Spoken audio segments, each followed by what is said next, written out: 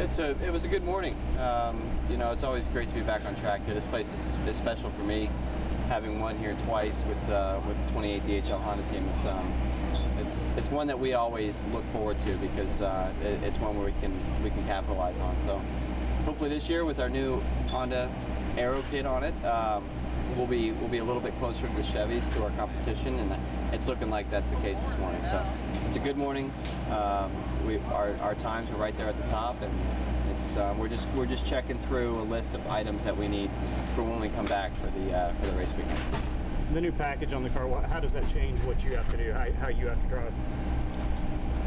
It changes because it's different through the corner. The amount of downforce that you have on the car, the characteristics of how the car handles on the way in and what it does in the middle, and just how you could drive it. Now it's a lot more predictable than it has been over the 2015 season. So looking forward to that. Hopefully that's a step in the right direction. And we just opened the season up with a podium finish. So I'm pretty happy with the way things are set at the moment, and hopefully we'll have a great 2016 season. Certainly looking forward to coming back here to Barber. You know that we do a lot of NASCAR in this area, and when they do their aero kits, everybody's the same. Is that similar in Indy? Because you mentioned Chevy, and is Honda and Chevy, are their kits the same when you talk about that, or is it completely different? No. The aero kits are unique to the manufacturer. So Honda has a completely different aero kit than our competitors at Chevy, and that also changes drastically for the ovals. So each manufacturer has their own unique identification that way. So being a Honda guy, sometimes you can say, hey, a Chevy guy's got more of an advantage, or sure. Do they monitor that on the series, or how do they do that? They monitor it, and that's the ebb and flow of racing, right? Some tracks, whether it be a road course or street circuit, you might have one manufacturer has the advantage, and the others being ovals, you might tip the scales the other way. It just all depends, and that's the great thing about this series. It seems to be very competitive all the time. And no matter what, you've got a shot at winning a race. Doesn't matter what car you're in. Last year I think we had 9 or 10 different winners on the circuit. So it's extremely competitive, and I think that when you open up the season, you have 10 different guys fighting for the championship at least. One of the criticisms of this place used to be that just the lack of passing zones, passing areas. You've run here several times. You've won here a couple of times. Has that gotten easier with your increased comfort level, or is it just as difficult as it ever was here? I really haven't heard the passing criticism in a long time. I think the criticism was like the first year we came here. During practice, people were worried that we weren't going to pass, and then we got to the race, and it was an absolute pass fest. This race has put on some of the best road course races that we've had over the past 4 years. So, absolutely crazy inside-outside passing maneuvers all the time.